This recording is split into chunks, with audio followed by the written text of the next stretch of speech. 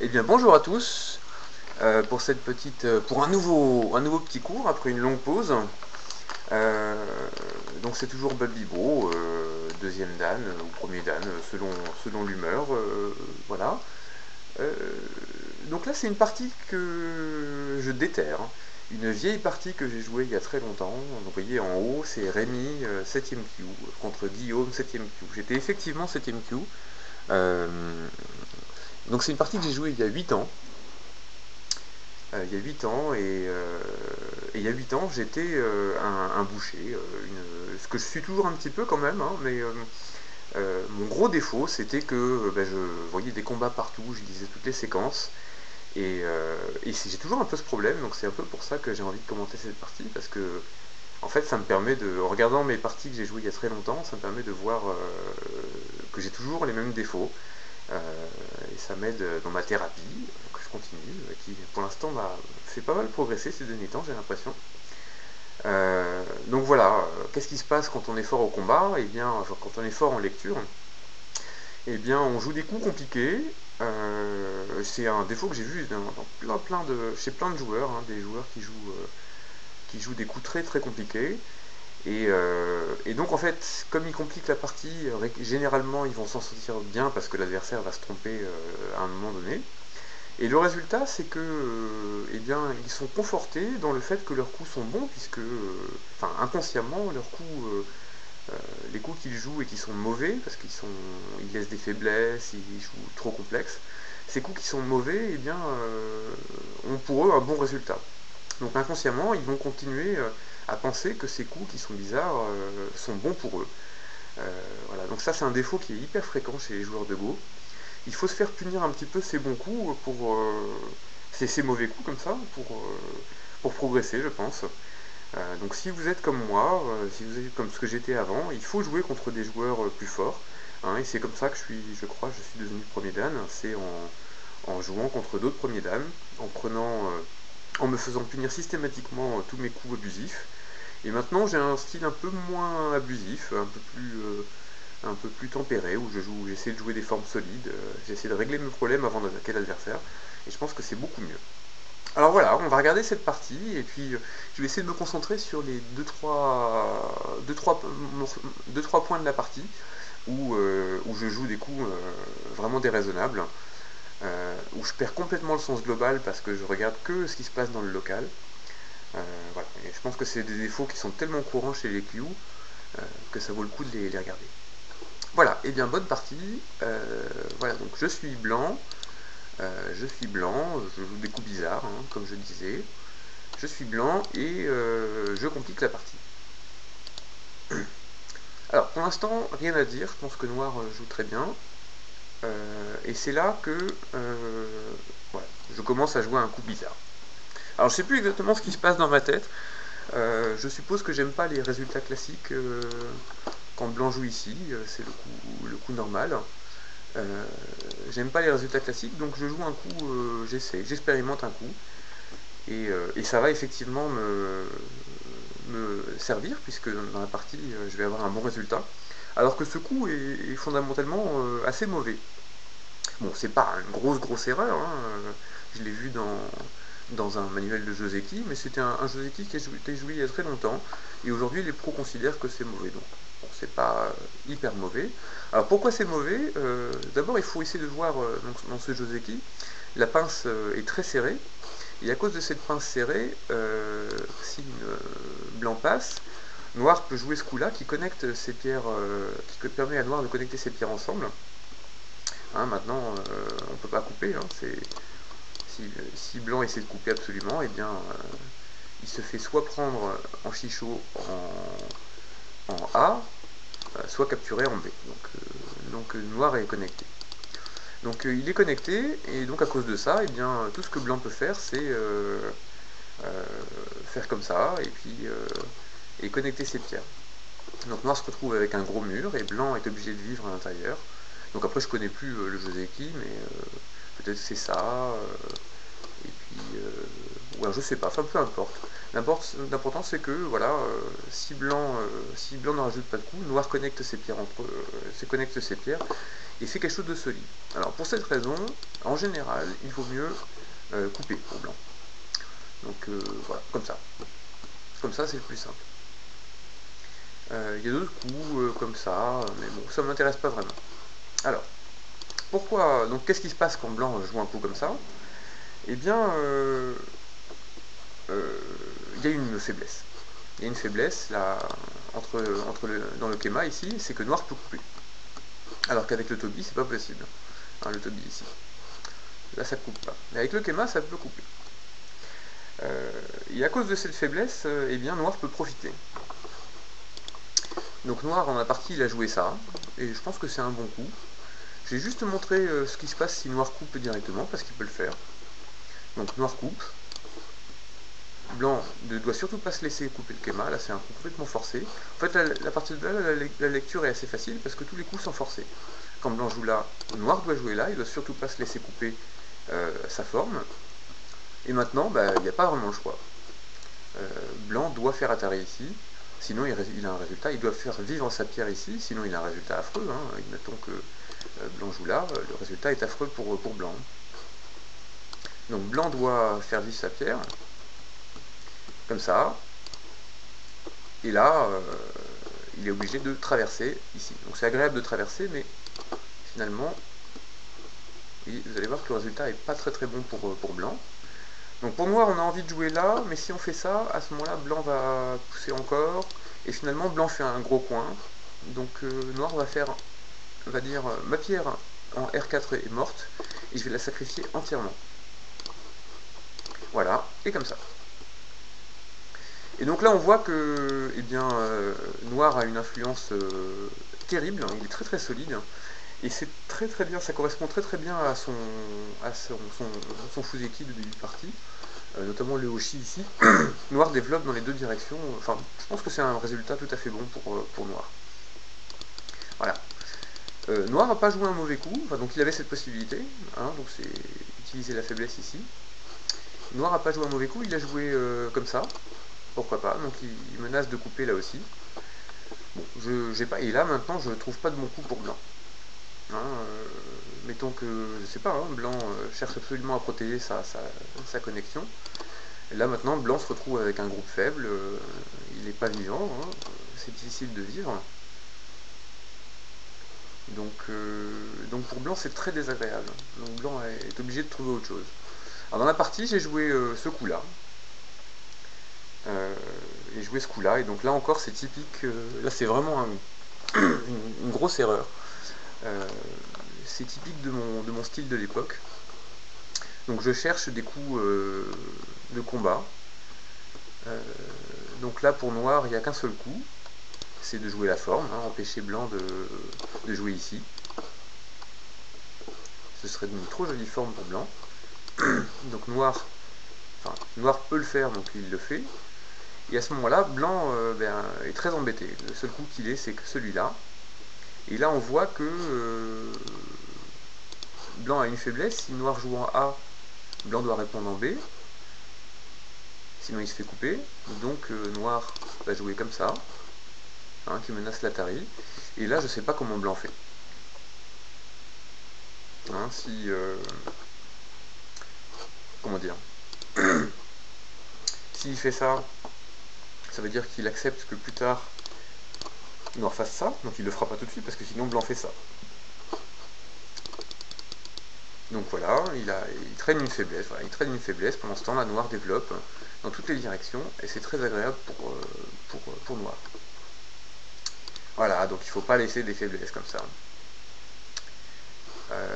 Et puis ouais, il n'y a vraiment pas de coup. Alors moi ce que j'ai pensé c'était éventuellement jouer solide comme ça, essayer de régler la faiblesse.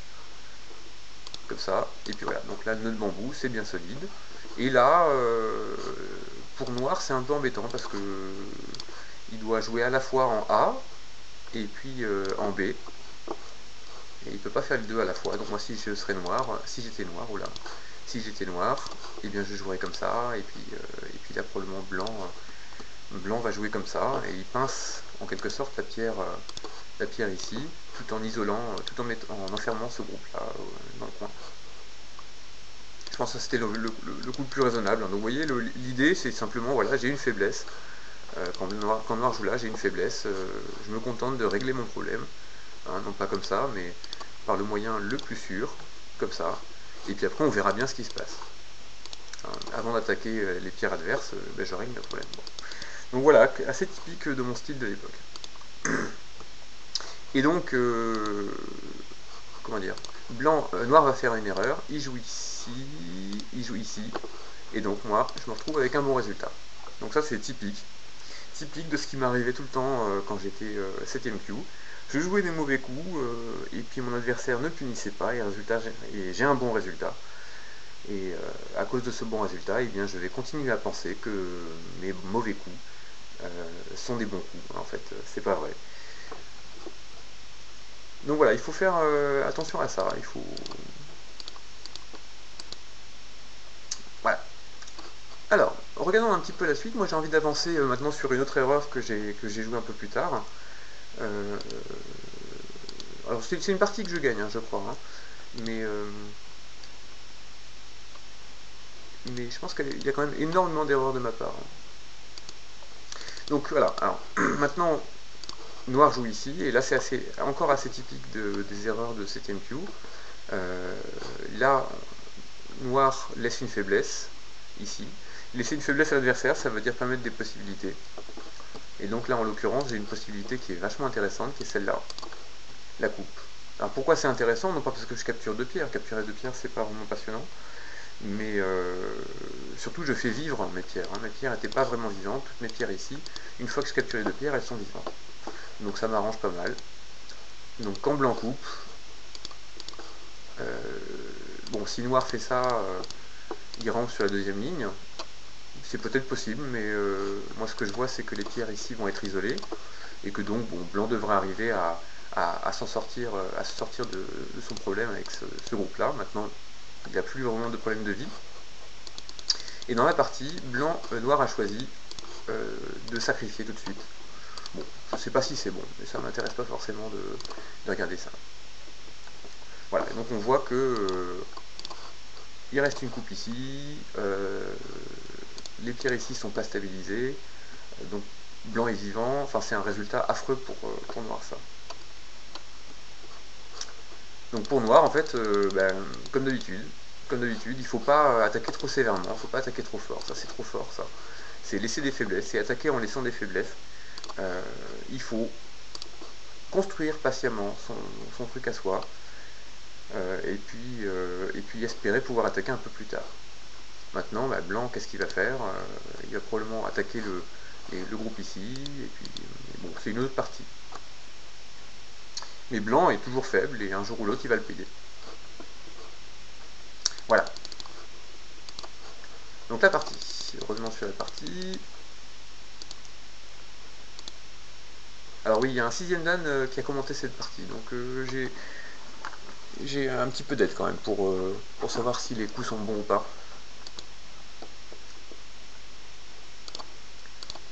Alors, est-ce que j'ai vraiment envie de commenter cette partie-là? Non, là j'ai pas très envie de commenter ça, parce que je sais pas trop ce qui est bon.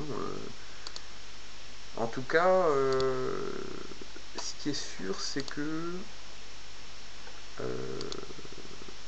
là, noir se trompe de direction. Hein. Il y a un groupe faible ici, il y a un groupe faible, et blanc a énormément de force partout. Donc pour noir, il faut défendre. Donc soit comme ça, soit peut-être, je sais pas si c'est meilleur. D'abord, noir fait ce coup-là, qui menace la coupe ici. Et donc, si blanc défend, à ce moment-là, on joue ce coup-là. Ici ou ici, peut-être plus solide. Voilà, bon. Donc moi, ça m'intéresse pas forcément, je sais pas trop. Ce qui m'intéresse, c'est ce qui se passe après dans la partie.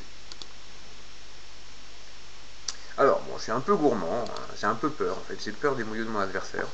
Mais c'est pas forcément un mauvais coup de jouer au Sansan comme ça.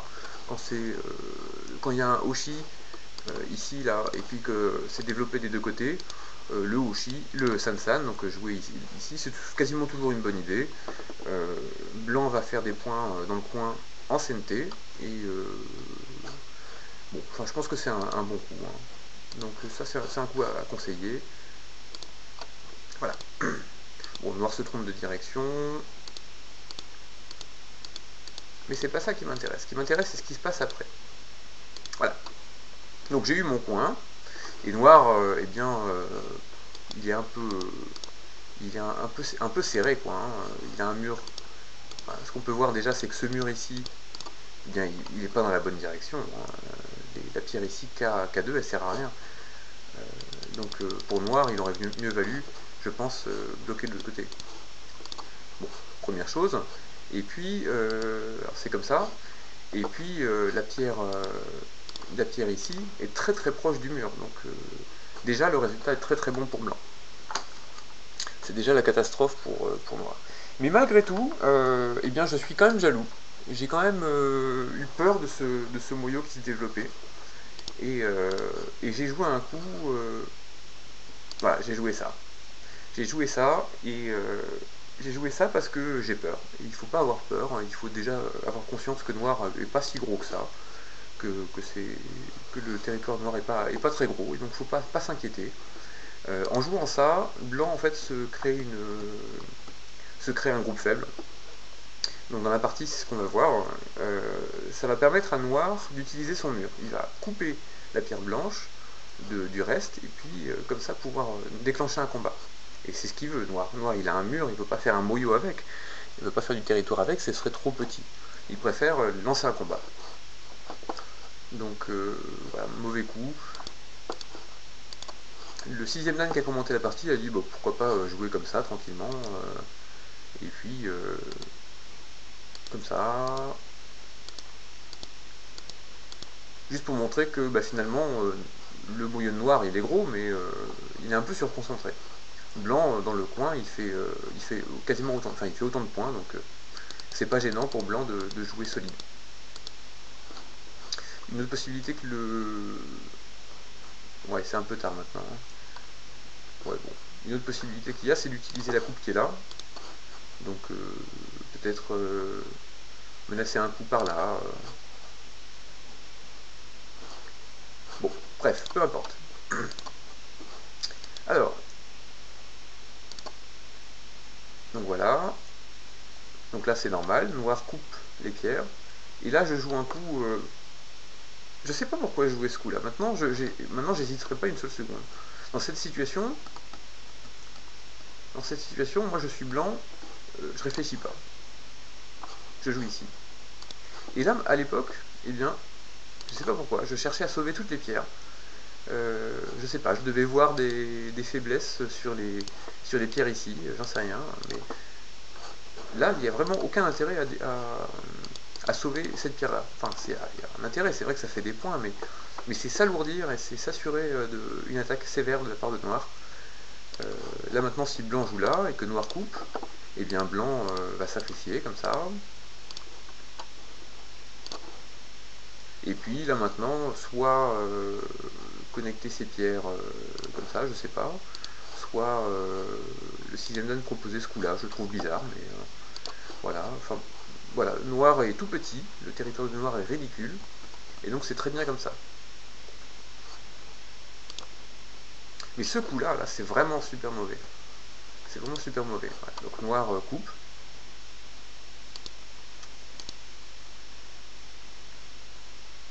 Noir fait année. Et là, je fais année.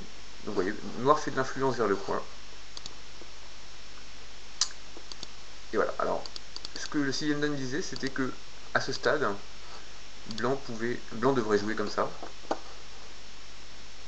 Hein, plutôt que de faire Atari.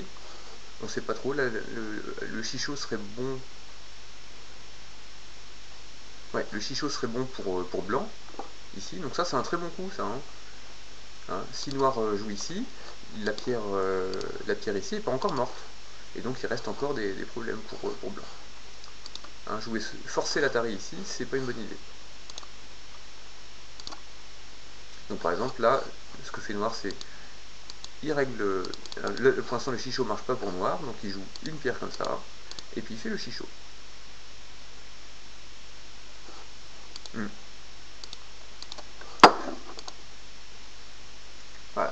j'ai envie d'aller sur la dernière erreur que j'ai faite.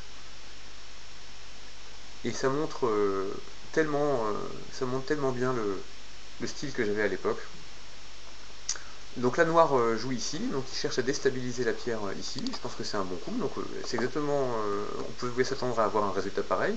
Effectivement, blanc avec son coup là, avec ces coups là, il a très bien réduit le mouillot noir. Mais en échange, eh bien, noir a pu faire une influence vers le coin, et il va s'en servir pour faire des points dans le coin. Donc ça c'est très bien joué. Et moi, attention les yeux, je joue là. Donc voilà, pourquoi est-ce que je joue là? Parce que j'ai appris un Joseki compliqué. Dans lequel eh bien, enfin, il y a un combat, je sais pas trop, ça s'appelle le Taisha, c'est un des Joseki les plus compliqués du Go. Mais globalement, enfin, ça n'a aucun sens de jouer un coup pareil, hein. C'est se faire voilà, noir coupe, et puis voilà, ça peut que bien se passer pour noir. Pourquoi jouer un coup comme ça? Donc c'est assez classique, je joue des Joseki sans regarder ce qui se passe sur le global. Là pour blanc, je sais pas, hein, moi je pense qu'il faut vivre le plus vite possible, et puis espérer que noir fasse pas trop d'influence en faisant ça, quoi. Alors que là, c'est je déclenche un combat, et puis et ça va forcément mal se passer pour moi. Je sais pas pourquoi je jouais ce genre de coup. C'est marrant, hein. Donc voilà, jouer des Joseki comme ça au milieu, enfin sans tenir compte de ce qui se passe autour. Ouais, en fait c'est assez classique. C'est pas une bonne idée d'apprendre des Joseki en fait, hein. Parce que quand on apprend les Joseki, on finit par oublier le sens global. Ouais, bon. Voilà. Donc je vous laisse regarder, c'est rigolo. Voilà, je joue le Joseki. Et là, pour noir, je sais pas, il faut peut-être jouer ici, simplement. Hein, garder le combat. Il n'y a aucun moyen pour... Alors j'en sais rien ce qu'il faut faire. Mais ça déclenche un combat, et je vois pas comment ça pourrait bien se passer pour blanc. Voilà, bon, moi c'est tout ce que j'avais à commenter sur cette partie, donc les coups déraisonnables, les combats foireux, le sens global qui est mauvais, jouer local alors qu'en fait il y a des choses plus globales qui doivent être prises en compte. Voilà, voilà. Voilà, voilà. Donc je vais arrêter là, puis je vais regarder ce commentaire là. Et bien, à bientôt.